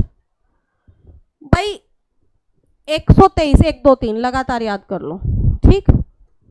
अब इसमें क्या हो गया, मान लीजिए वैसे तो हमारे यहाँ पे जो कानून बनाते हैं, जो बिल बनाते हैं, वो पार्लियामेंट में बनते हैं ना बच्चों, पार्लियामेंट में बनते हैं। बट अगर मान लो कोई कंडीशंस ऐसी है कि पार्लियामेंट नहीं चल रहा है, सेशन नहीं हो रहा है, जैसे आज के टाइम में पार्लियामेंट में सेशन नहीं हो रहा है, अब नहीं हो रहा है सेशन, अब स्टार्ट होगा विंटर सेशन दिसंबर में। चलो इस टाइम नहीं हो, और मान लो इस टाइम कोई ऐसी इमरजेंसी, ऐसी सिचुएशंस आ जाए कि कोई बिल लाना है या एक्ट लाना है, वो बहुत ज़्यादा ज़रूरी है, मस्ट है, खासकर फॉरेन से रिलेटेड मान लो कोई मामला है, तो अब क्या होगा, यहाँ पे प्रेसिडेंट के पास पावर होती है कि अंडर आर्टिकल 1, 2, 3 वो एक क्या करेंगे, एक नोटिफिकेशन जारी करेंगे। क्या करेंगे, नोटिफिकेशन, और उसी नोटिफिकेशन को हम क्या बोलते हैं, ऑर्डिनेंस। उस नोटिफिकेशन को हम क्या बोलते हैं, ऑर्डिनेंस, मीन्स अध्यादेश जारी करेंगे। और वो अध्यादेश जब तक पार्लियामेंट का सेशन स्टार्ट नहीं होगा, किसकी तरह काम करेगा, एज ए एक्ट की तरह काम करेगा, बिल की तरह नहीं, कानूनी बना रहेगा वो, ठीक है, समझ में आ गई। तो अब क्या होगा, मैक्सिमम इसका टाइम पीरियड कितना होता है बच्चों, ऑर्डिनेंस का 6 मंथ, कितना होगा, 6 मंथ होता है। वैसे 6 मंथ कंप्लीट कर नहीं पाता, ठीक है, 6 मंथ होता है, क्योंकि वैसे हमारे यहाँ पे 4 सेशंस होते हैं हमारे पार्लियामेंट के, ठीक है, 4 सेशंस होते हैं हमारे पार्लियामेंट के, winter session, summer session, monsoon session और बजट सेशन। 4 सेशंस होंगे, उसमें क्या होगा, हर 3 महीने में पार्लियामेंट लगती है, हर 3 महीने में पार्लियामेंट लगती है। बट कभी कभी क्या होता है कि कोई सेशंस नहीं हुआ, तो एक हमारे कॉन्स्टिट्यूशन में बात रखी गई है कि मिनिमम 6 महीने के लिए आपको क्या करना पड़ेगा, आपको मिलना पड़ेगा, 6 महीने के बाद तो मिलना ही मिलना पड़ेगा, यानी कि एटलीस्ट 2 सेशंस ऑफ पार्लियामेंट तक कंपल्सरी हैं इन इंडियन कॉन्स्टिट्यूशन, ठीक। तो इसकी मैक्सिमम यानी कि 6 महीने में तो मिलेंगे ही मिलेंगे पार्लियामेंट में, राज्यसभा और लोकसभा, लोकसभा और राज्यसभा मिलेंगे, ठीक है। अब क्या करेंगे, इनके पास सेशन स्टार्ट हो गया, मान लीजिए 6 महीने के बाद, मान लो 6 महीने ही पूरा टाइम इन्होंने ले लिया, और 6 महीने के बाद सेशन दोबारा से स्टार्ट हो गया पार्लियामेंट का। अब क्या होगा, अगर ये इसको क्या कर देते हैं, एक्ट कर देते हैं, अप्रूवल कर देते हैं, तो ये क्या बन जाएगा, एक्ट बन जाएगा।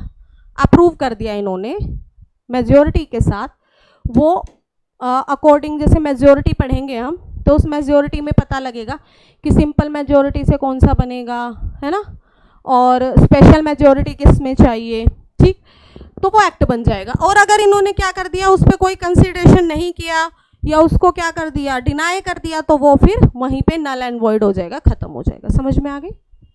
अब इनके पास उसको, इस ऑर्डिनेंस को, इस नोटिफिकेशन को एक्ट बनाने के बीच में कितना टाइम होता है पार्लियामेंट के पास? कितना होता है? 6 वीक, यानी कि 1.5 महीना, ठीक, 6 हफ्ते, 6 महीने प्रेसिडेंट के पास है। अगर पार्लियामेंट का सेशन नहीं है तो मैक्सिमम, इससे ज़्यादा नहीं हो सकता।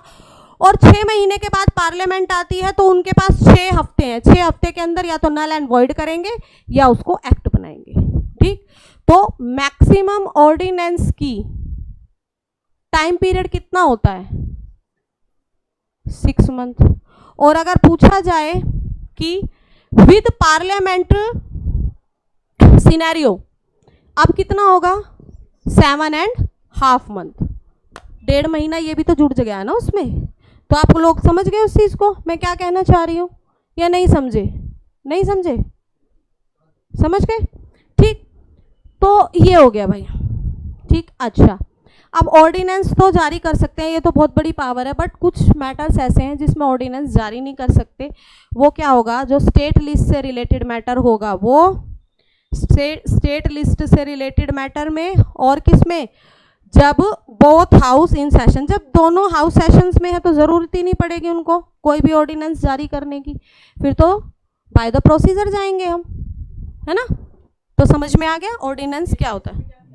स्टेट लिस्ट में बहुत सारे मैटर्स होते हैं। हमारा शेड्यूल 7 3 लिस्ट कैरी करता है, union list, state list, concurrent list. जैसे स्टेट लिस्ट, शराब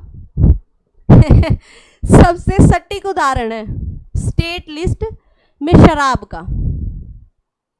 आप शराब पे कितने भी % टैक्स लगाइए, यूनियन कुछ नहीं कहेगी। 200% लगा दीजिए, 100 रुपए की शराब है और आपको 200 रुपए टैक्स देना पड़ेगा, यानी कि टोटल होगी 300 रुपए, 2, और पीने वाला तब भी पिएगा। तो वो स्टेट लिस्ट का मैटर है। स्टेट लिस्ट में बहुत सारे मैटर्स हैं ना, तो जो स्टेट लिस्ट के मैटर होंगे उनमें प्रेसिडेंट के पास पावर नहीं होती ऑर्डिनेंस को जारी करने की, ठीक। मिलिट्री पावर्स क्या होती है? मिलिट्री पावर्स जो हमारी आर्म्ड फोर्स होती है, उनके कमांडर होते हैं हमारे प्रेसिडेंट। क्या होते हैं? प्रेसिडेंट। आर्म फोर्स के कमांडर हमारे प्रेसिडेंट होते हैं, अभी बताया था मैंने पीछे। और इसमें क्या करते हैं? But the parliament by law can regulate this power. Parliament regulate करती है इन पावर्स को, पर हेड कौन होता है? प्रेसिडेंट, ठीक है। ये क्या करते हैं? हर उसमें चीफ, हर फोर्स में चीफ को अपॉइंट भी कर सकते हैं हमारे प्रेसिडेंट, ठीक है। डिप्लोमेटिक पावर्स क्या होती हैं? कि जो भी हमारी ट्रीटीज होंगी या जो भी इंटरनेशनल एग्रीमेंट्स होंगे वो सब प्रेसिडेंट के नाम पे ही किए जाते हैं, प्राइम मिनिस्टर के नाम पे नहीं किए जाते, ठीक है। तो all the treaties and international agreements are ये देखिए, नेम ऑफ द प्रेसिडेंट, ठीक। इसके बाद क्या होगा? कोई भी सेंड्स करना है या रिसीव करना है, किसको भेजना है, और रिसीव भी खुद करेंगे। किसको? डिप्लोमेटिक रिप्रेजेंटेटिव हमारे यहाँ पे कोई आते हैं या कोई एम्बेसडर आते हैं या जाते हैं। हमारे यहाँ से कोई भी गए, पीएम जाते हैं, तो क्या उनको कोई भी रिसीव करने आ जाता है? प्रेसिडेंट या टॉप मोस्ट हायर पोस्ट आती हैं, ऐसी सेम यहाँ पे है। तो प्रेसिडेंट ही, खासकर डिप्लोमेटिक जो रिप्रेजेंटेटिव एम्बेसडर्स होते हैं, एम्बेसडर्स पता कौन होते हैं? टॉप मोस्ट पावर्स होती हैं, ठीक। उनको कौन लीड करेगा? प्रेसिडेंट, ठीक। जुडिकल पावर क्या होती है? हाँ जी बताओ, जुडिकल पावर क्या होती है? जुडिकल पावर हमारी होती है कि बहुत सारी, जैसे किसी को फांसी की सज़ा हो गई, ठीक है, फांसी की सज़ा हो गई और अब क्या कर रहा है, वो सोच रहा है कि मैं अपनी फांसी की सज़ा को जो है वो क्या करा दूं, दया याचिका के लिए मैं प्रेसिडेंट के पास भेज दूं, है ना, क्षमा याचना, पार्डन।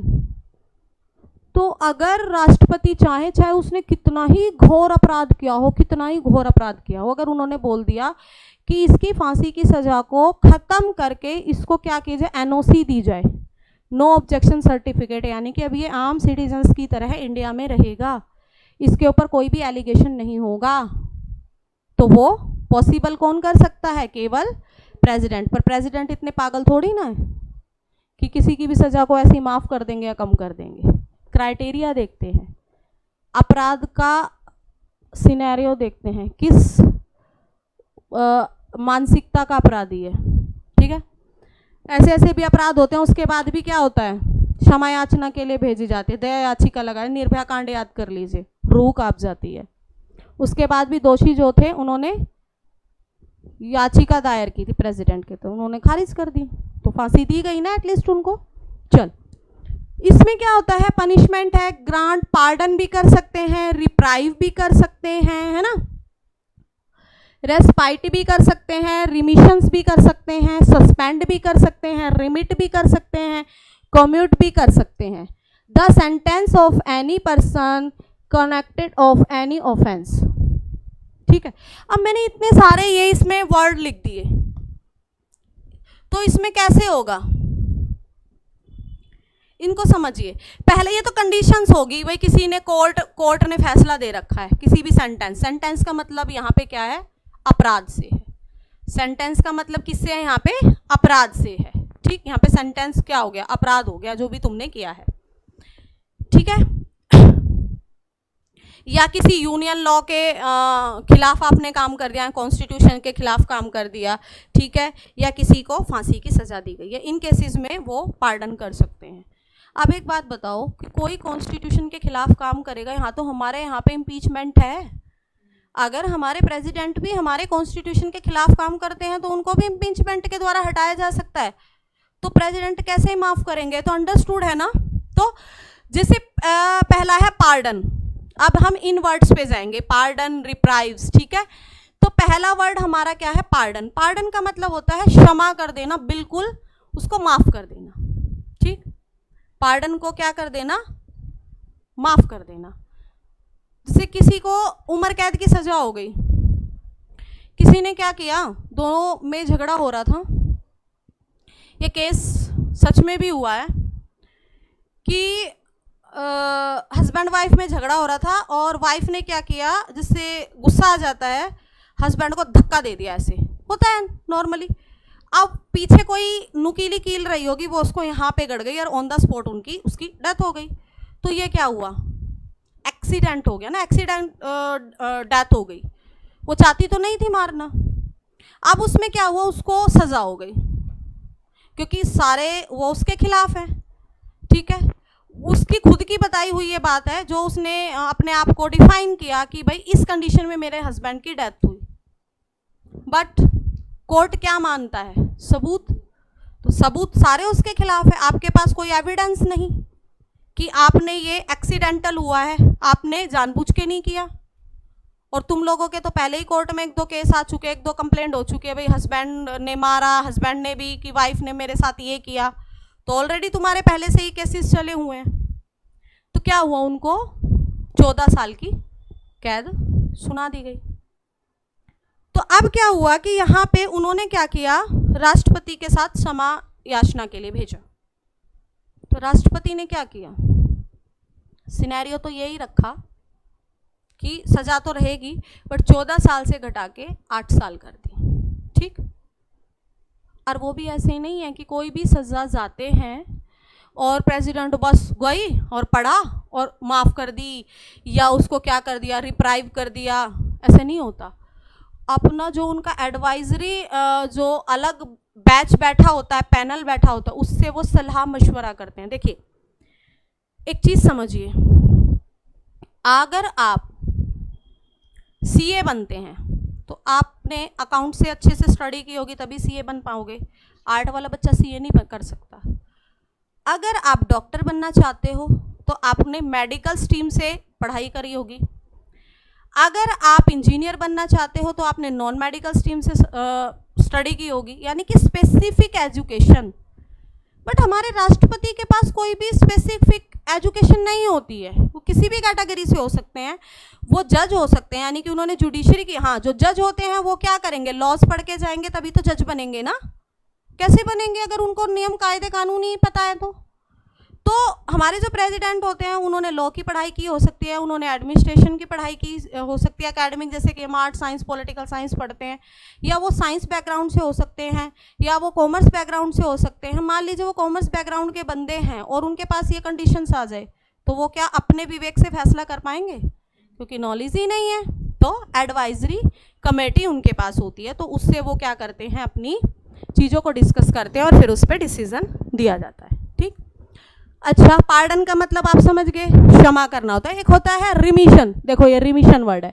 रिमिशन वर्ड का मतलब क्या है, रिमिशन वर्ड का मतलब है कि जिस रूप में सजा मिली थी सजा वो ही रहेगी, बस क्या होगा, टाइम पीरियड कम कर दिया जाएगा, जो अभी मैंने आपको एग्जाम्पल दिया था। ठीक, जिस वे में सजा मिली है, जो फॉर्म है आपको सजा मिलने का, उसी में मिलेगी। अब ये नहीं है कि फांसी की सजा दी गई तो फांसी की सजा में तो ये पॉसिबल ही नहीं है कि कम कर दो, आधा मार दो आधा जिंदा छोड़ दो, ऐसा तो नहीं कर सकते ना। चलो, तो आगे अगला है हमारा रेस्पाइट, ये वाला। अब इसमें क्या होता है, रेस्पाइट में क्या होता है कि जैसे कुछ कंडीशंस ऐसी होती हैं कि जो बंदा सजा काट रहा है वो बहुत ज़्यादा बीमार हो गया है, उसका बिहेव अच्छा है, बहुत ज़्यादा बीमार है ना, और उसको चाहे हॉस्पिटल में रख लो चाहे कहीं भी रख लो, बट वो ठीक नहीं होगा, उसको अपनी फैमिली की नीड है।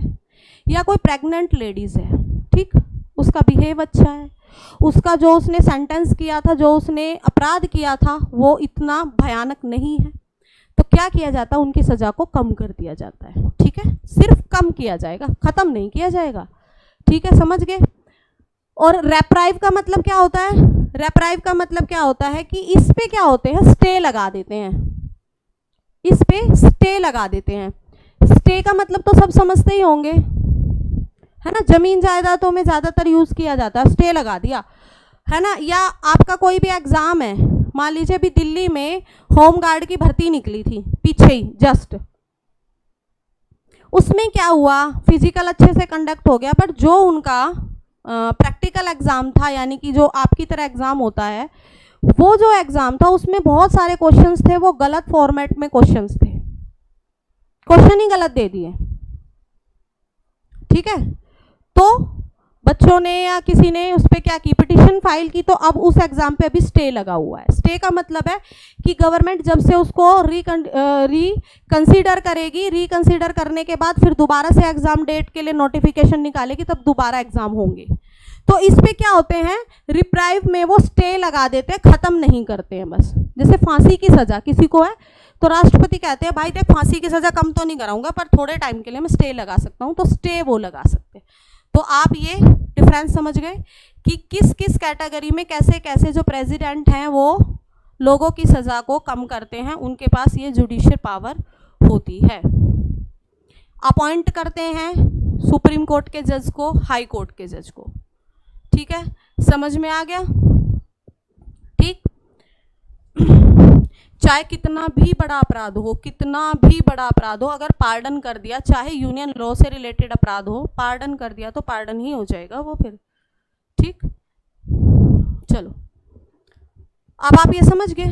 एक होता है, इसमें शायद स्लाइड में मिस हो गया, financial power, financial power of the president. हमने मिलिट्री पावर पढ़ी, हमने जुडिशियल पावर पढ़ी, ठीक, हमने एग्जीक्यूटिव पावर पढ़ी, हमने लेजिस्लेटिव पावर पढ़ी, एक थी फाइनेंशियल पावर, वो भी पार्लियामेंट से रिलेटेड होती है, ऑर्डिनेंस मेकिंग पावर पढ़ी। अब है financial power.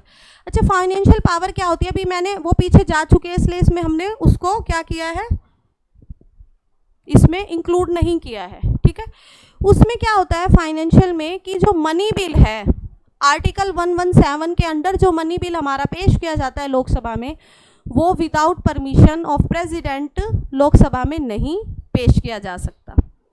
Annual financial statement, annual financial statement article 112 है ना, बजट, जिसको हम आम भाषा में बजट बोलते हैं। बट हमारे कॉन्स्टिट्यूशन में बजट वर्ड कहीं है ही नहीं। बजट की जगह क्या सेंटेंस है, क्या कोटेशन है, क्या वर्ड है, एनुअल फाइनेंशियल स्टेटमेंट। ठीक है, उसको यानी कि बजट को विदाउट परमिशन आप पार्लियामेंट में पेश नहीं कर सकते। दो फाइनेंशियल पावर है हमारे प्रेसिडेंट के पास। फाइनेंशियल इमरजेंसी भी लगा सकते हैं यहाँ पे, आगे हम इमरजेंसी पावर्स में उनको पढ़ लेंगे। ठीक है, समझ में आ गया। चलो वीटो पावर भाई।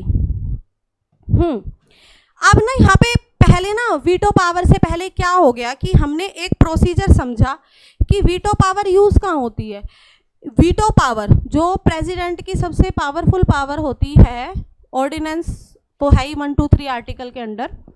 इसके अलावा वीटो होती है। वीटो का मतलब जो कह दिया सो कह दिया, है ना, बोल दिया सो बोल दिया, या कर दिया सो कर दिया। ठीक, तो वीटो पावर्स होती है। पर वीटो पावर लगती कहाँ है भाई? बिल पे ही तो लगाओगे ना, लोगों पे थोड़ी ना लगाओगे। तो पहले बिल का प्रोसेस हम समझते हैं कि बिल पे पावर लगती है हमारी सारी प्रेसिडेंट की। देखिए, a bill passed by the parliament. Parliament में जब भी कभी पार्लियामेंट की बात होगी तो हमेशा दिमाग में रखना है लोकसभा और राज्यसभा। पार्लियामेंट में लोकसभा और राज्यसभा, वर्ड पार्लियामेंट है बट लोकसभा राज्यसभा, और तीसरा पार्ट कौन है इनका? प्रेसिडेंट। ठीक, चलो, can become an act only if it receive the ascent of the president. ये तो सबको पता है, शुरू दिन से मैं गाती आ रही हूँ। ठीक, एसेंट मिलेगा तभी। When such a bill is presented to the president for his assent, he had 3 alternatives under article 111 of the constitution। 3 alternatives होते हैं उनके पास। ठीक है, क्या होंगे? पहला, या तो वो एसेंट कर दे यानी कि यस कर दे, हाँ कर दे यानी कि साइन करके फिनिश ही कर दे, बात खत्म, एसेंट कर दे। Second, he may withhold his assent to the bill। Hold पे रख ले, withhold।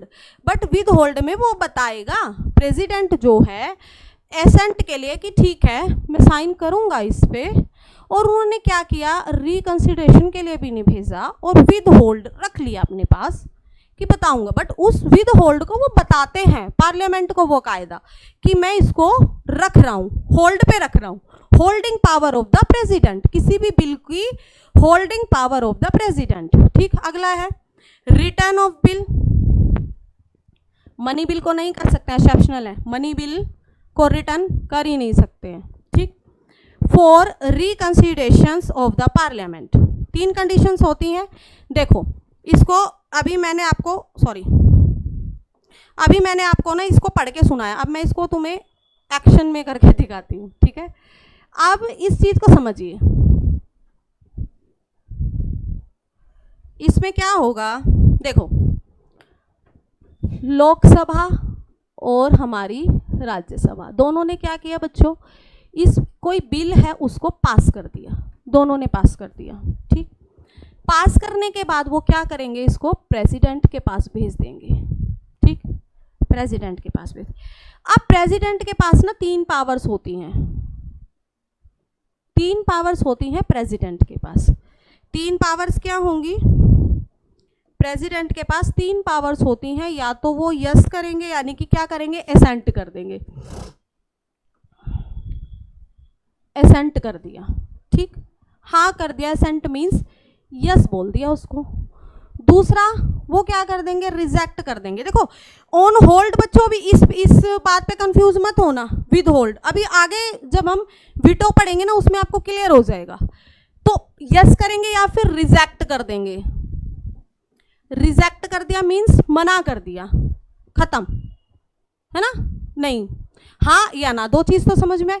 या फिर क्या कर सकते हैं, रिटर्न कर सकते हैं, रिटर्न कर सकते हैं। अब वो रिटर्न किसको करेंगे, जहां से आया है वहीं तो रिटर्न करेंगे ना, रिटर्न करेंगे वो, रिटर्न किसको करेंगे, वो हाउस को, पार्लियामेंट को रिटर्न कर दिया। और only one time, only one time ही वो क्या कर सकते हैं, उसको रिटर्न कर सकते हैं रिकंसिडरेशन के लिए, कि दोबारा पुनर्विचार करो।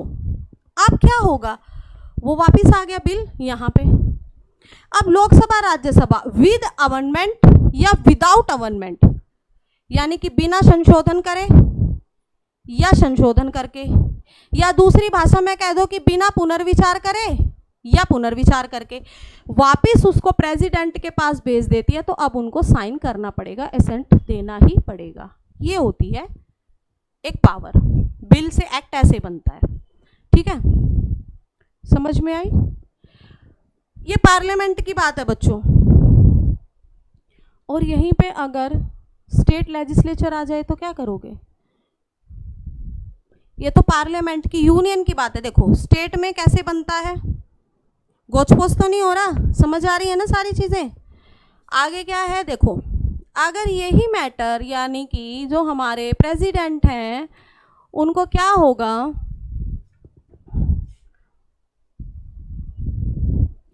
क्या होता है बच्चों कि स्टेट लेजिस्लेचर असेंबली जो होती है, इसने क्या किया, कोई बिल को क्या किया, पास किया और उसको कहाँ भेज दिया, गवर्नर के पास भेज दिया। यहाँ पे प्रेसिडेंट की तरह कौन काम करता है, गवर्नर, गवर्नर को भेज दिया।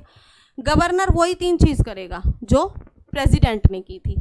इन्होंने क्या कर दिया, वही 3 चीज़ कर दी, या तो यस करेंगे या नो करेंगे या इसको वापस यहाँ भेज देंगे। ठीक है, सेम वही प्रोसीजर है। बट यहाँ पे अगर ये जो है, ये स्टेप जो है, ये गवर्नर ने स्टेट लेजिस्लेटिव असेंबली के पास ना भेज के, गवर्नर ने स्टेट लेजिस्लेटिव असेंबली के पास ना भेज के उस बिल को प्रेसिडेंट के पास भेज दिया, तो अब क्या होगा, यहाँ पे गवर्नर का रोल जो है वो खत्म हो जाएगा, वो सच में गो हो जाएगा, चला जाएगा वो। अब उनको कोई भी मतलब उस बिल से नहीं है। अब किस किस के बीच की बात है, स्टेट लेजिस्लेटिव असेंबली और प्रेसिडेंट के बीच की बात। अब यहाँ पे प्रेसिडेंट क्या करेगा, मान लो प्रेसिडेंट ने बोल दिया कि चलो रिकंसिडरेशन करो इस पे, और फिर बताओ पुनर्विचार के लिए भेज दिया। अब इन्होंने क्या किया, विद अमेंडमेंट और विदाउट अमेंडमेंट, यानी कि किया या नहीं किया, उस बिल को प्रेसिडेंट के पास वापस भेज दिया साइन के लिए, जी मामहिम साइन कीजिए। अब पार्लियामेंट में ये सिचुएशन थी जब, तो क्या था, प्रेसिडेंट को क्या करना पड़ता था, यहाँ पे एसेंट देना पड़ेगा, वो कंपलसरी है, साइन करना पड़ेगा। बट यहाँ क्या है कि वो एसेंट करें या ना करें वो प्रेसिडेंट की मर्जी है, वो उसको मना भी कर सकते हैं। और अगर एसेंट कर दिया तो एक्ट बन जाएगा स्टेट लेजिस्लेचर में, और एसेंट नहीं किया, रिजेक्ट कर दिया तो वो नल एंड वॉइड हो जाएगा। डिफरेंस समझ गए? ठीक है, इसीलिए कहा जाता है कि प्रेसिडेंट को सीधा डायरेक्टली स्टेट के मैटर में इंटरफेरेंस करने का राइट नहीं है। अब यहाँ पे इंटरफेरेंस किया है, पर किसके थ्रू किया है, गवर्नर के थ्रू। ठीक है, आप ये सब चीज समझ गए? चलो अब देखो, अब यहाँ पे वीटो पावर्स हैं मॉडर्न स्टेट, मॉडर्न स्टेट यानी कि USA, modern state means USA, America की बात की जा रही। अमेरिका में बच्चों ना 4 तरह की वीटोज हैं। ठीक है, कौन सी है, एब्सोल्यूट, दूसरी क्वालिफाइड, तीसरी सस्पेंसिव और चौथी पॉकेट। हमारे इंडिया में एब्सोल्यूट है, सस्पेंसिव है, पॉकेट वीटो है। एब्सोल्यूट वीटो इन इंडिया नहीं है, ठीक, sorry qualified veto in India नहीं है। ठीक, अब समझो, पहले हम ना क्वालिफाइड वीटो समझ लेते हैं कि क्यों नहीं है। चलो शुरू से ही समझते हैं, ठीक है, नहीं फिर कंफ्यूज हो गए। अभी आपने समझा कि बिल से एक्ट कैसे बनता है, देखो इसलिए दोबारा समझाया है टेबल बना के।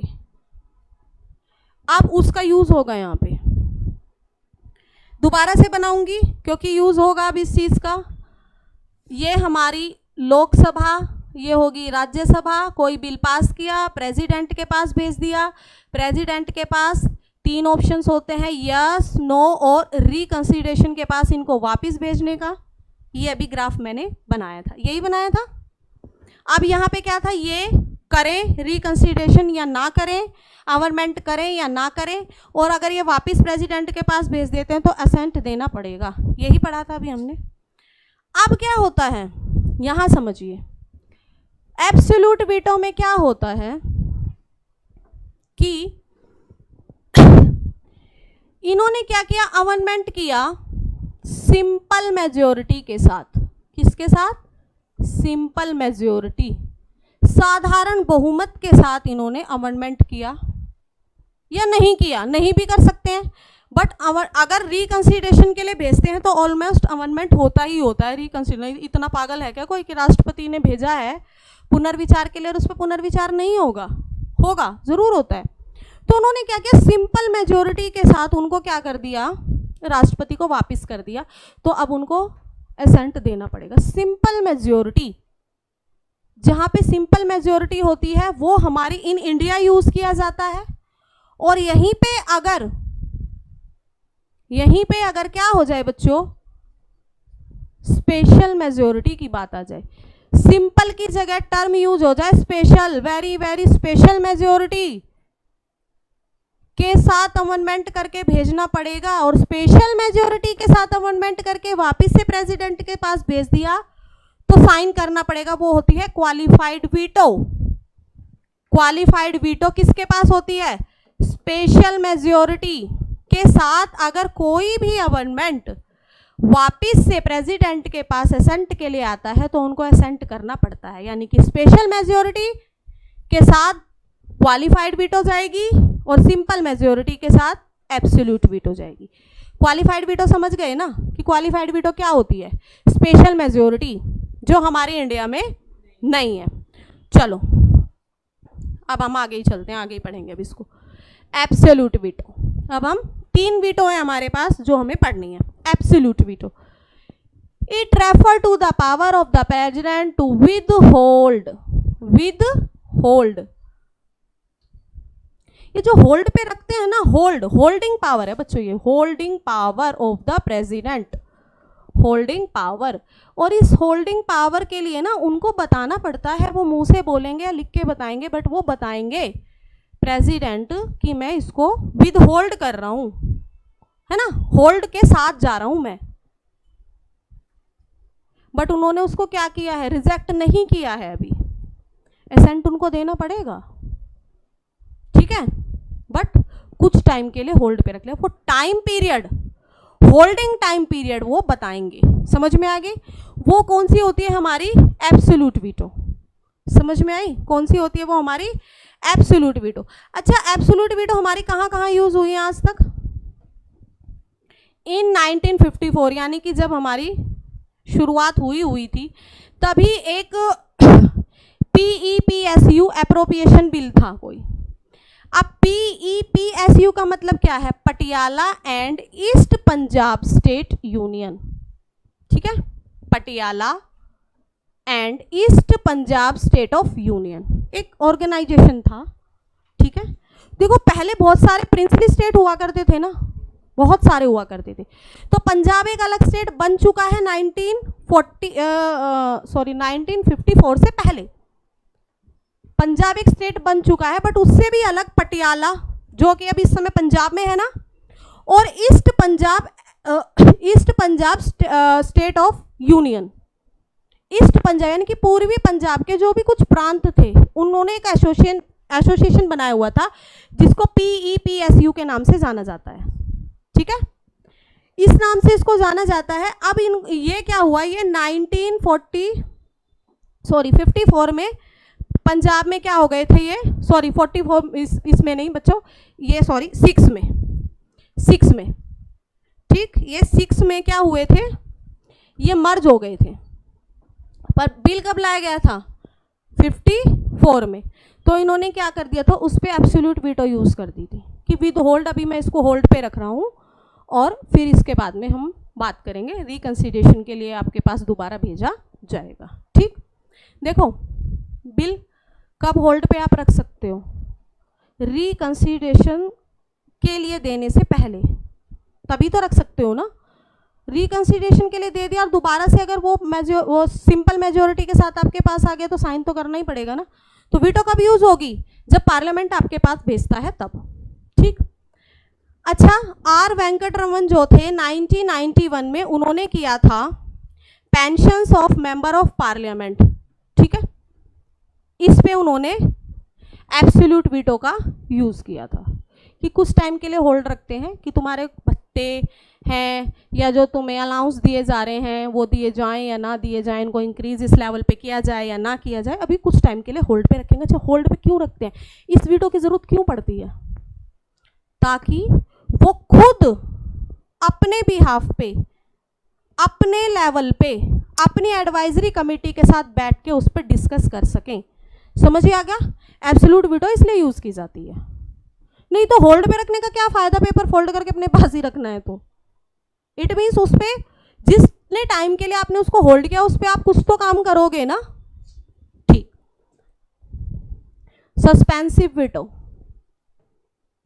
सस्पेंसिव नाम से ही पता लग रहा ना, सस्पेंस क्रिएट कर दिया इसमें। ठीक। कब होता है? Return a bill for reconsiderations of the parliament, however if the bill is passed again by the parliament with और विदाउट। अगर उन्होंने रिकंसिडरेशंस के लिए क्या कर दिया, वापिस से पार्लियामेंट को भेज दिया, और इफ यानी कि यदि उसके बाद क्या होगा, bill is passed again by the parliament with और without amendments and again presented to the president, it is obligated for the president to give his assent on the bill। वही जो भी मैं समझाती आ रही हूँ, करना पड़ेगा। उनके पास अगर कोई भी बिल आ जाता है तो वो उनको साइन करना पड़ेगा दोबारा से। एक ही बार की पावर होती है ये, एक ही बार आप वीटो पावर ले सकते हो। ठीक है ना, समझ में आ गया? अच्छा, सस्पेंसिव वीटो कहाँ यूज नहीं होगा? नोट यूज, कहाँ यूज नहीं होगा? मनी बिल, आर्टिकल 117 का, इस आर्टिकल पे नहीं होगा। मनी बिल पे यानी कि एमबी पे, मनी बिल पे ये यूज नहीं होगी। अगर कोई वित्त विधेयक है, धन विधेयक है, उस पे ये वीटो यूज नहीं होगी। दूसरा, कोई भी कॉन्स्टिट्यूशनल अमेंडमेंट है, कोई भी संविधान संशोधन है, उस पे भी ये वीटो यूज नहीं होगी, उस पे भी ये वीटो यूज नहीं होगी। और कब से नहीं यूज होती है ये वाली वीटो? 1971 से। 1971 से पहले यूज होती थी इस पे, अब नहीं होती है, यूज नहीं हुई है। मतलब कि उसमें उस समय प्रावधान था कि आप यूज कर सकते हो, बट 1971 में कौन सा कॉन्स्टिट्यूशन अमेंडमेंट एक्ट था ये? 24th कॉन्स्टिट्यूशन अमेंडमेंट एक्ट के द्वारा इसको क्या कर दिया गया कि कॉन्स्टिट्यूशनल अमेंडमेंट एक्ट पे भी हम सस्पेंसिव वीटो का यूज नहीं करेंगे, दो कंडीशंस में बस, मनी बिल और कॉन्स्टिट्यूशनल अमेंडमेंट। ठीक, इस पे सस्पेंसिव वीटो का यूज नहीं होगा। वो ये तो बहुत खतरनाक वीटो है ना, बस जेब में डाला, मेरी मर्जी, ना मैं हाँ बोल रहा ना मैं ना बोल रहा। देखो तीन वो होते हैं ना, यहाँ पे सिर्फ मैं प्रेसिडेंट के पास कोई बिल आ गया बच्चों, उसके पास तीन होते हैं, यस करो या नो करो या वापस यहाँ भेज दो, है ना। लोकसभा और राज्यसभा के पास भेज दो, एल और आर के पास भेज दो, यही होता है। बट अब क्या हुआ कि प्रेसिडेंट ने क्या किया, भाई मैं हाँ करूँगा तब भी मैं तुम्हें नहीं बता रहा, मैं ना करूँगा मैं तब भी नहीं बता रहा, मैं तुम्हें वापस भेजूंगा, अगर वापस भेजने का प्रोसेस हो गया तो एब्सोल्यूट और सस्पेंसिव में से कोई ना कोई लग जाएगी, हैं। बट वो कह रहा है कि मैं तुम्हें वापस करूंगा, मैं वो भी नहीं बता रहा, मेरी मर्जी, है ना। इससे छोटे बच्चे हट नहीं कर देते, मेरी मर्जी ऐसे ऐसे करते हैं। तो मतलब कि ये है कि राष्ट्रपति बोलते हैं कि मैं हाँ करूंगा वो भी मुझे नहीं पता है, मैं ना करूंगा वो भी मुझे नहीं पता है, ठीक है, और मैं आपके पास रिकंसिडरेशन के लिए भेजूंगा वो मुझे नहीं पता है। और उन्होंने उस वीटो को फोल्ड करके पॉकेट में डाल लिया और वो इन्फानाइट टाइम के लिए चली गई, यानी कि उसका टाइम पीरियड ही मेंशन नहीं है। 1 महीने बाद निकलेगी, 2 निकलेगी, 4 निकलेगी, 10 निकलेगी, निकलेगी ही नहीं, यानी कि जेब में चली गई, पॉकेट में चली गई, जेब में चली गई, ठीक है। यानी कि यहाँ पे क्या होता है, president not to take any actions either positive और नेगेटिव, यानी कि ना तो मैं पॉजिटिव लूँ ना मैं नेगेटिव लूँ। भाई पॉजिटिव लो या नेगेटिव लो, एक तो लोगे, एक तरफ तो होगे। तुम्हें पढ़ना है या नहीं पढ़ना है, एक ही तरफ रहोगे ना। अभी ऐसे हो जाओगे कि घर से तो पढ़ने के लिए निकल गए, यहाँ पढ़ने के लिए नहीं यार, बीच में कहीं कुछ और ही करने लगे हो, स्टे बना लिया, बीच में ग्रुप बना लिया, वहीं पे कोई एक्टिविटी कर रहे हो। तो इस तरीके का जो सिनेरियो होता है, यानी कि ना हाँ ना ना, हमारी लाइफ में कोई भी इंसिडेंस होता है, कोई भी वाक्य होता है, तो यस और नो में ही काम होता है ना। खाना खाया हाँ या ना, ये क्या कह सकते हो, तीसरी कोई कंडीशन है कि कुछ कुछ खाया कुछ कुछ नहीं खाया, ऐसा नहीं होता ना, हाँ या ना, यस या नो। और तीसरी कंडीशन आपको पता है, रिटर्न टू वापस, back to pavilion, return to parliament. ना तो रिटर्न कर रहे हैं ना बता रहे हैं। एब्सोल्यूट वीटो में विद होल्डिंग था, अगर वो होल्ड कर रहे हैं, देखो पॉकेट वीटो और एब्सोल्यूट वीटो में क्या डिफरेंस है। अगर यही वीटो जेब में डाल ली तो पॉकेट वीटो नहीं है, जेब में डालकर उसका टाइम पीरियड बता दिया तो वो कौन सी वीटो हो जाएगी, convert into absolute veto. But pocket में डाल के टाइम नहीं बताया, पॉकेट वीटो, ठीक है। तो समझ में आ गया। पॉकेट वीटो हमारे यहाँ पे किसने यूज की है, पॉकेट वीटो किसने यूज की है, जैल सिंह ने, प्रेसिडेंट थे वो, है ना। इस पे मैं डालना भूल गई, नहीं डाला ना मैंने, डालना भूल गई, ठीक है। क्यानी जैल सिंह, उन्होंने पॉकेट वीटो यूज की थी पोस्टल अमेंडमेंट बिल पे, डाक संशोधन विधेयक पे। उसमें क्या था, उन्होंने बोला कि इसमें क्या है कि प्रेस की स्वतंत्रता का उल्लंघन हो रहा है। उसमें कहा गया था कि हम किसी के भी मेल्स को या किसी के भी लेटर्स को हमें अथॉरिटी दी जाए कि हम पढ़ सकते हैं।